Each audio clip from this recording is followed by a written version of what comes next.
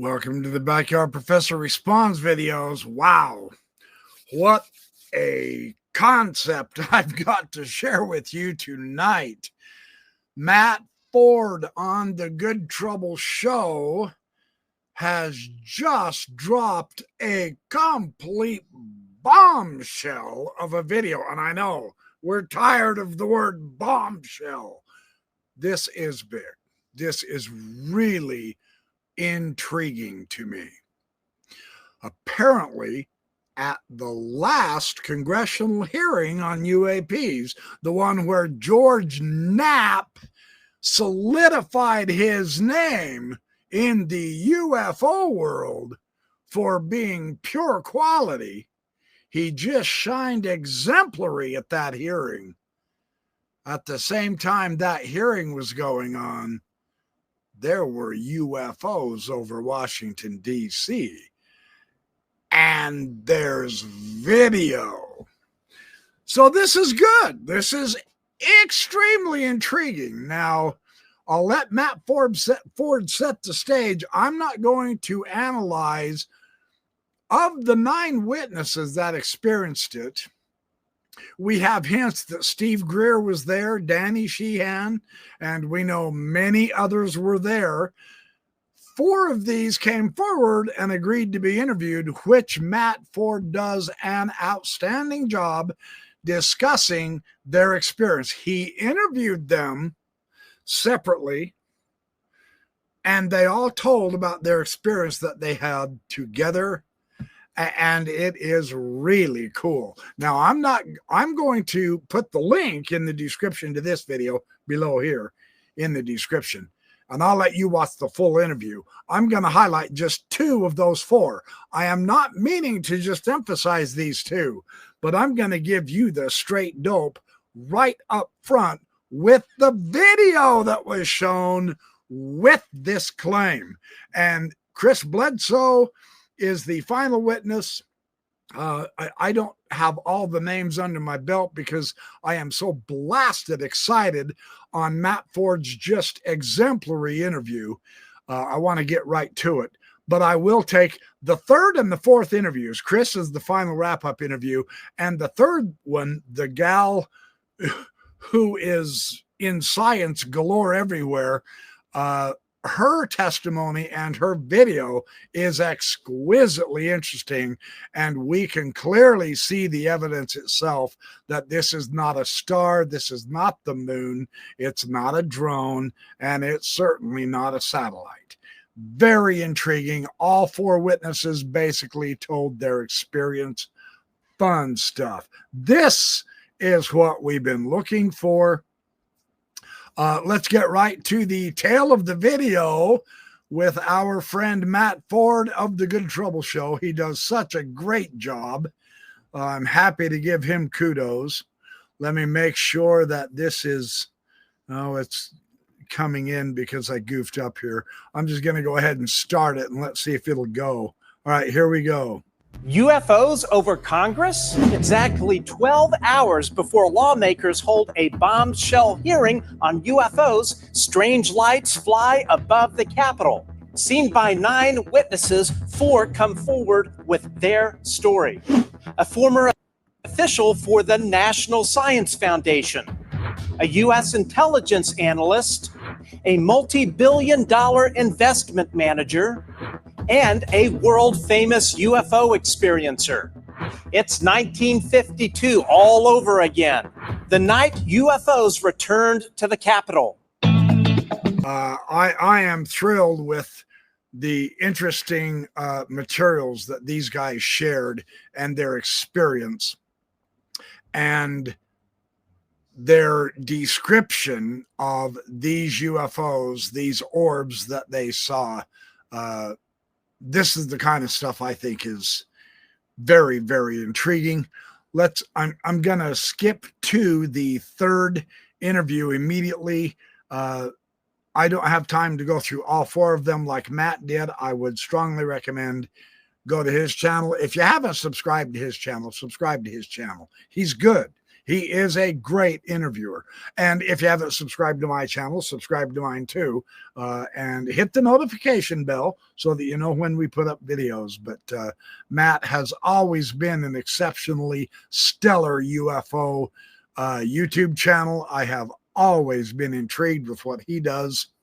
Let's go to the video. Thank you, Matt Ford, for doing such great work. This is just exceptional stuff here. Here we go. This gal is really important too.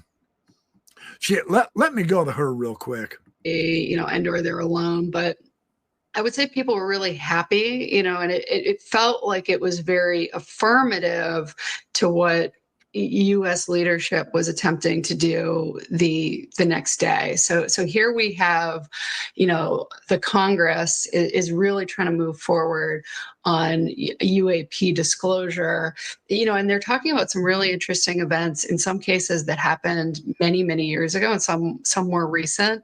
And so this is literally, while they're trying to engage in that investigation and that information sharing, that it appears there's something that's consistent and fortifying, basically, I don't want to say showing up for them, but showing up for people just in the hours prior of them undertaking, that very earnest and serious, and I think valuable act of sharing more with the American people and with the world to the extent possible. And I would say that had a great gathering and had a great gathering. Of course, to talk about and dig in. We had been invited to be keynote speakers at a NASA conference. Complex universe. Well, Dr. Brady Estevez, thanks for joining us and look forward to having you back. Our next guest holds a Bachelor of Science in Astrophysics, a Master of Science in Countering Weapons of Mass Destruction. She has served across the intelligence community as an imagery analyst and scientist, including roles at ODNI's National Counterproliferation and Biosecurity Center, the National Geospatial Intelligence Agency, and the Pentagon. Her work has spanned nuclear counterproliferation strategy, the Mosul Dam Task Force, and the UAP Task Force, where she combined her scientific and imagery expertise.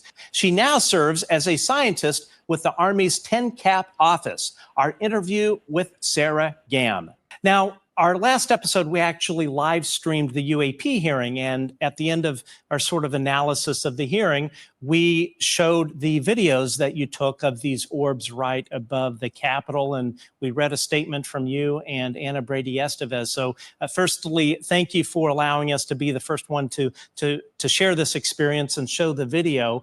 And that's what we're here, of course, to talk about and dig into it a little bit more with a little bit more detail.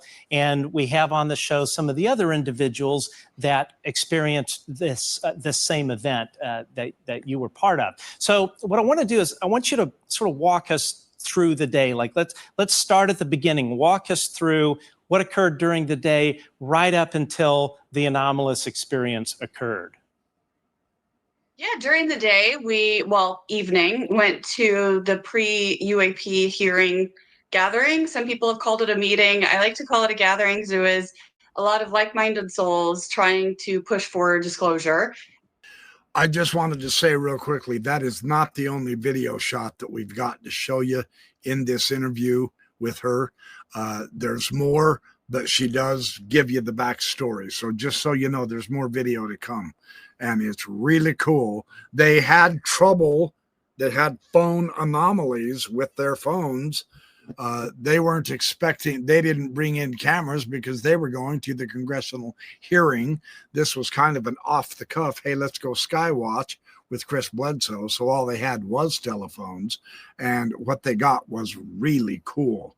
So there is more video, just be patient, but her ideas are extremely fascinating. The way she tells this story of her experience with these other people is fabulous. And it was Representatives Burleson and Luna hosted it. So we were at the Capitol Hill Club just beside Capitol Hill, and we had a great gathering. And towards the end of the night, there was just a few of us that were left. And, this UAP community is very small. So a handful of us have become really good friends over time. And, And so we all didn't really want to go home yet. And with Chris Bledsoe there, he offered to walk us to the mall and for us to skywatch. And so we walked a few blocks to the Library of Congress, and we were standing on the sidewalk there. And that's when we started seeing some objects. Okay, so let's pick it up from that point. From the moment you first noticed something unusual, walk us through what happened until it was over. Just sort of, what you personally saw and heard and felt. What was your experience? Yeah. First off, the experience was absolutely incredible.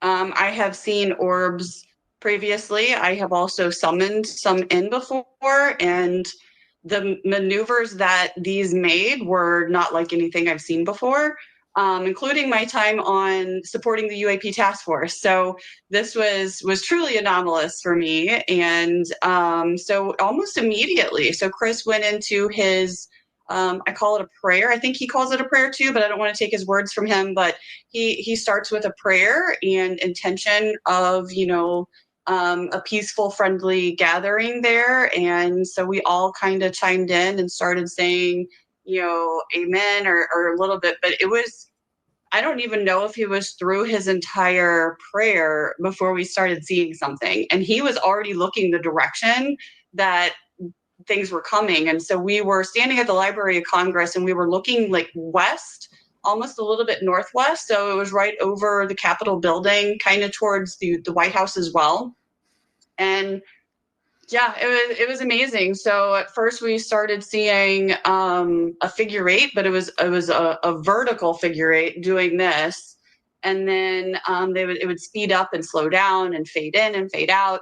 And then I also, a few of us saw what was a step pattern. And so it would, something like the orb would be still and then accelerate very quickly, stop and then drop. And so it made like a step pattern.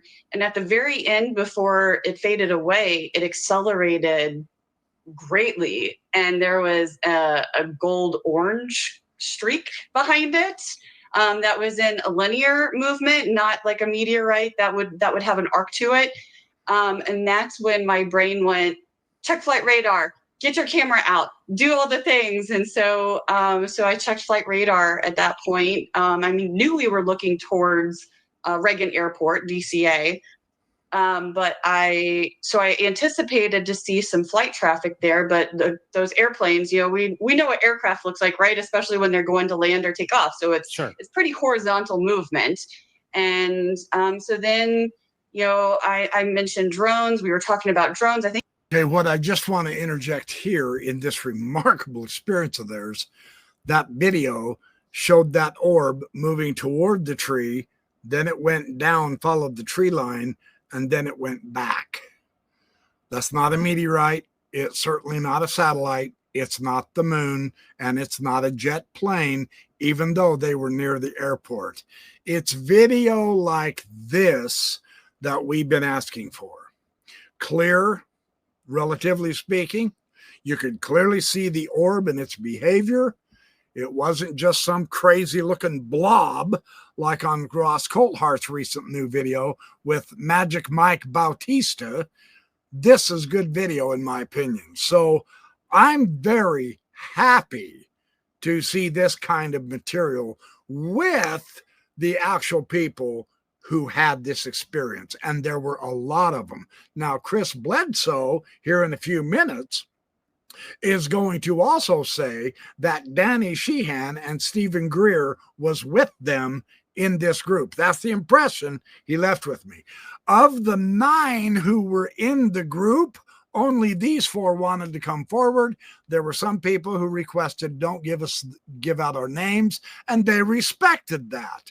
But we know there was a large group, and they are all describing, these guys are describing that figure 8, the infinity sign horizontally. That's interesting. That's an interesting movement and an interesting sign to think on, if nothing else, philosophically and historically, let alone religiously. So who knows what more is being implied from these orbs trying to communicate to these people. So that's fun stuff. Let's keep listening to her, and then we'll get to Chris Bledsoe in a minute. think you could even hear it in one of the videos. We mentioned drones, and I'm like, no drones are going to be over these buildings here.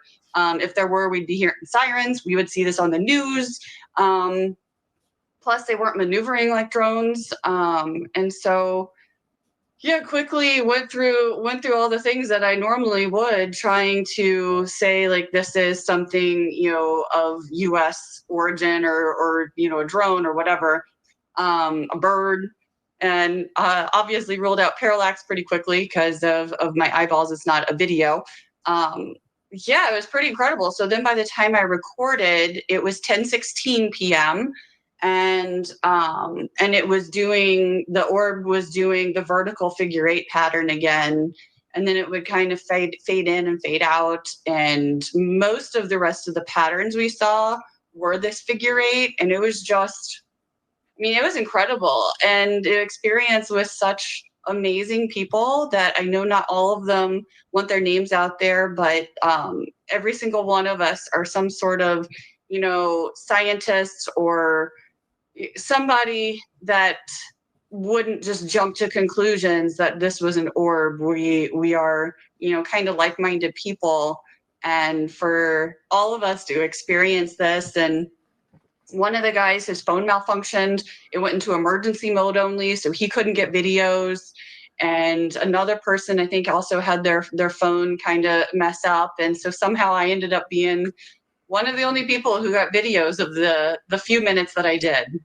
That's a pretty good point I think she's making, is that all of these guys are involved in, for greater or lesser degree, material science. And so they're all basically, they're looking into the UFO issue, right? But they're not going to be bamboozled. They're not in the mood, and they certainly don't have the temperament to just invent stuff. And she brought the receipt with this video that they're not inventing this story. Every one of the witnesses, all 4 of these guys, have the same story to tell, just from their own each person's vantage point. And so I think this is quite remarkable. Now let's go to Chris Bledsoe and see what he says. Our final interview is a UFO experiencer and author of UFO of God, the extraordinary true story of Chris Bledsoe. He has drawn attention from scientists, government agencies, and religious groups. He continues to report ongoing orb and spiritual phenomena at his home. Our interview with Chris Bledsoe. We're here to talk about the orb experience that occurred over the Capitol Hill building the night before the UAP hearing. So let's start with just sort of what happened during the day. We'll go right up to the point where the anomalous experience happened. Just give us a bit of background on what occurred during the day leading up to that point. Well, basically, I'd have to back up 2 days because I got a call from Dr. Brady and some of her friends, along with Eric Zydak, which I think you're going to have him on. And we met up in Wilmington to spend a couple days together observing the ocean and orbs. And while we were there, I got a call, can you come to the Capitol Hill Club for a reception with Congressman Burleson and Anna and another group of people. And so I left Anna, Dr. Brady, and her group. They drove back to D.C. I drove home Sunday night, jumped the flight Monday morning, and flew up to so my day was traveling to D.C. And we got there just about 2 hours before I had to be at the Capitol Hill Club. And so, yeah, we were observing orbs for 2 days before that. So, and it was just an amazing event, completely amazing. We went into the reception and had a great time meeting everybody. I think Jaime Maussan was there, and Stephen Greer and Danny Sheehan, the whole group. And afterwards, we went out for a little stroll towards the Library of Congress. So that was kind of my day. So you're out with this group and you see what? Well, yeah, we walked up to the Library of Congress where we could face the Capitol building and the White House. You could see it off in the distance, and everybody wanted to see orbs, and so they asked if I would go with them. And it was some very prominent scientists there, which you know several of them. Some I can't mention. And said a little prayer, and here it come. And for 45 minutes, there were 3 orbs all in total, if you look carefully, and they would appear and disappear, and just basically, they owned Washington for about 45 minutes there. Walk us through exactly like what they were doing. So you're standing up there and you're looking towards the thing. What's the first thing you see? Well, other than the lights from DC, you have all these massive, big, round street lights everywhere. So if you see the video, we're all doing this, trying to block the light. So one of the guys in the group saw it coming. So it's coming from towards the Capitol building, towards us. And it was faint. And then it got closer and it flashed. You could see it get brighter for a minute. And then it took off and it vanished. And it reappeared, and it began to do figure eights sort of around the Capitol, and then it would vanish again. And the whole crowd went, "Oh my God, this was amazing." And so I said, "Well, let me show you. We'll get it to come back. Hopefully we'll say another little prayer." And it was the most amazing thing, because we had people from the Catholic Church, from the Protestant faith, and from the Jewish faith all together saying a little prayer together. And every time we did, here it would come back. And so for 45 minutes, 7 or 8 times, it would appear on cue and do its thing. And it was an amazing thing. I want to focus on what it looked like. Like, how would you describe it? The shape, the color, the brightness, the size. As I mentioned earlier with Anna Brady Estevez, like if a bird is flying above the Capitol. Not to interrupt, but Chris describes this idea of the prayer with the different groups, with the different religious people there with him. And all the other witnesses talk about that too. The one says it was the Lord's Prayer, and no sooner than say Our Father than something would show up. And then we saw that video, and the orbs were blinking in and out and moving around. Chris implies there's another video, if you can find it, where they were shielding their eyes from the lights of Washington, D.C. I will get a hold of him and see if I can track down that video and show it on my YouTube. In the meantime, there's enough video coverage here to see that they're not bluffing. They saw orbs, and they were not satellites or birds or anything like that, which is really cool. With the lights coming up, the bird isn't emitting light. It's Right. the white body reflecting it. Talk Right. about exactly what these things look like. Well, I have several videos of those. In fact, when we were at the Psy Games earlier this year, we had one that appeared over the hotel, and it appeared to have wings at times, and then at times it didn't. And it flew very erratic around and around. And that's a lot of what I see of these very erratic movements, and the intensity of the light will get very bright for a moment, and then it'll fade out and maybe completely vanish. And then you'll see another one that's invisible appear next to it and take off. And so it wasn't one orb doing that, it was 3. And there's usually always 3. When you see one, there are 2 more in there very close by. And yeah, so it's sometimes it appeared round, sometimes it appeared more linear, more it's hard to say. It just morphs. These things tumble. They appear to have maybe like a ribbon that is just making. It's hard to describe. These things make some strange movements. Very strange. Sometimes it doesn't. Sometimes it's just a ball of light, and it exhibited every one of those characteristics, from very erratic movement to a round ball of light to an oblong stretched version of it at times. And you could see it vanish in a streak.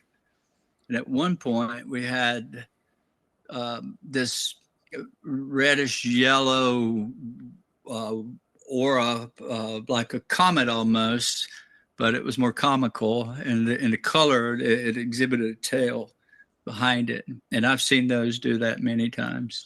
We call those streakers, which is just an orb showing off. It's what it's doing.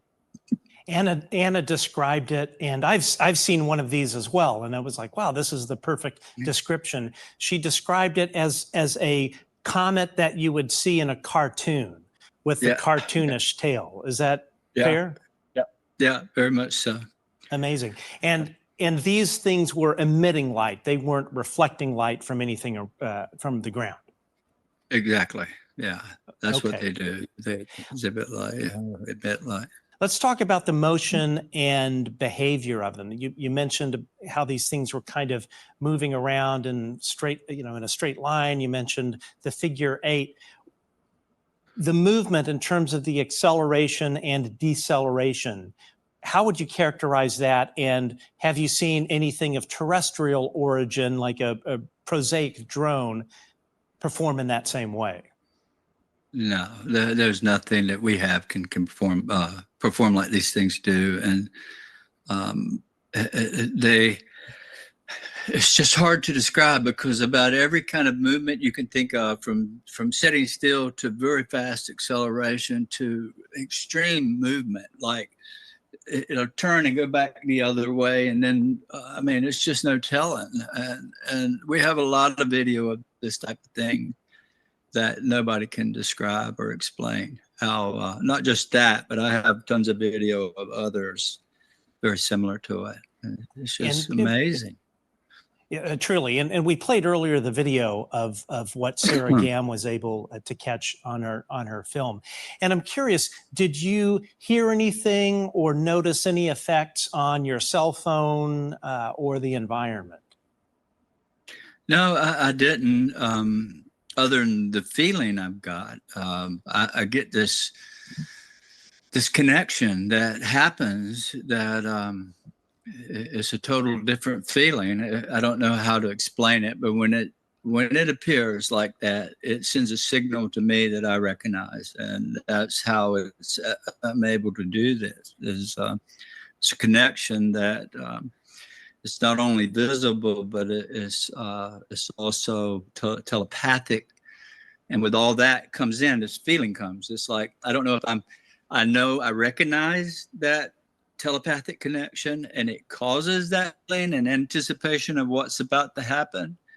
But either way, I feel it, this sense of joy, and I hear it in advance in a way. He has described this experience in other video interviews that he's had, and others have also described this telepathic connection. I have never experienced that myself, but then I don't think I have actually genuinely, unquestionably seen orbs yet either. I did get some very fuzzy video several months ago of what I thought were orbs, but now I'm not so sure, because I really was pointing toward our local airport, and it could have been jets. I just simply don't know. I don't have anything I can unequivocally say that was an orb that I have seen, but that doesn't mean they don't exist. That just means I lack the experience. So one more idea that I want to share from Chris, and then Matt stunned me with what he said at the end of this video. That it's the only way it comes. You got to be connected to it. A lot of people see this, but they're not connected. They don't know how to interact with it. Even though they believe in it and they've learned that it's real, then you can begin to see it. But to develop that kind of connection to where you can ask it to come over the Capitol building is a little bit different, far more advanced. It's 18 years of me doing this. I was about to ask, is this something that you think you've developed as kind of a skill over a period of time? It's not something that you've been able to do the whole time, correct? No. I witnessed it from the very beginning, and I never could. I could see it all the time, but I couldn't share it. But after about 5 years, things I write about it in my book. A change happened, And from that point forward, I was able to share it with anyone. And yeah, so I've honed that skill over all these years. And it's a telepathic skill, a lot of it. You know, you see it. It's there for us all. We just got to recognize it and understand. Well, Chris, I really appreciate you sharing your story. This is, I think, one of the most fascinating things about this, and we will be interviewing Eric Zidek next, is I think when you watch this episode, it is crystal clear everyone had pretty much the exact same experience and had similar words in describing it. And that was one of the reasons why on this show I wanted to interview everyone separately as opposed to together as a group, so everyone can really sort of share what their personal experience was of this anomalous stuff happening over the Capitol. But it's really interesting, and it's also interesting too that this occurred the day before the UAP hearing. Any thoughts on that?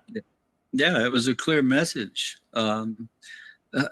Nothing happens by coincidence with this phenomena. And, you know, the next morning they're releasing videos of we're shooting at this thing. And a Hellfire missile just glances off, right? But the night before it kind of said, hey, you have no control over us. We can invade your capital at any time we want. And that's what it did. And that's not the message. It's not threatening. It's just showing us that we have no power whatsoever, and we shouldn't be shooting at it. Yeah. I mean, at all. Right. I couldn't agree with you more on that. It was a former Navy pilot, Ryan Graves, who said it's not a good idea to shoot at things that you don't know what its intent is, what its capability is, and and that doesn't send a message of peace when you're trying to shoot it down. Right. It's trying to help us, not harm us, is what it's doing. And that is the main theme, and it has always been Chris's main theme is, I know there's a lot of people, a lot of religious groups who are very uncomfortable with this phenomenon. They say this is the great deception. It's the devil in disguise. It's demons, etc. Demons don't help us, though. That's against their nature. The angels help us. If you're into this type of thing, I personally am much more attracted to Chris's philosophical, epistemological approach to the entire UFO phenomenon than I am some of the religious groups who want to demonize this, which I think is completely wrong-headed, but that's just my view. So, and now Matt Ford says something here that just really piqued my curiosity. I have to share this with you. The similarities are shocking. And again, these aren't run-of-the-mill tourists. They're accomplished professionals, current and former government scientists and private sector experts. And as I've said on this show before, I've seen these anomalous orbs above my home in LA more than a dozen times with family and friends watching. And as a matter of fact, just 2 nights ago, 2 orbs appeared a few thousand feet overhead. So if you just open your mind, step outside, and just take the time to stare up at night, and even during the day, you will be amazed at what shows up. I had no idea he was an experiencer. That was quite the shock for me. That's cool. And he's given me the key, and you the key, to seeing these orbs. I'm just going to have to take the time and make the effort, which I admit I haven't felt the need to, because I've been studying the historical angle along with Richard Dolan's approach. I majored in history, got my bachelor's in history a long time ago. And so that seems to be the most attractive course for me now. But I do want to have the personal experience, and I will eventually, I think. So I'm going to make a serious attempt of it. All I can say is soon. But then again, I got looking into remote viewing, and I wanted to do remote viewing too, and I just haven't had the time to do that either. I'm still iffy on the remote viewing, though. I'm not going to hide that from you. I'm not even 50-50 yet. I just don't know. Yeah, there's some great stories, but yeah. Anyway, So that's what I wanted to share tonight on the Backyard Professor Responds videos. Tremendous interview. I love how Matt separated all four of them, and they didn't hear each other's interview. They were one-on-one with Matt, and they told their story. That was very cool. Very excellent work by Matt Ford on the Good Trouble Show. Thank you again, dear friend. I do appreciate your efforts. It makes it exciting for the rest of us. This is the type of UFO materials that we need more of, and you have provided. Grateful for it. That's all I've got for now. Thanks for watching the Backyard Professor Responds video. Hit the like and subscribe. Share the video with as many friends as you know how to, even your enemies, whatever. We're all in this together. So no hate, just love. That's the key, as one of the witnesses said. The key is love, not worrying about what religion you belong to or which political stance you have. With this phenomenon, it's all about love, and that is key. So I'll leave it on that good note of love, and you guys have a fantastic evening, and I'll catch up to you just as soon as I can.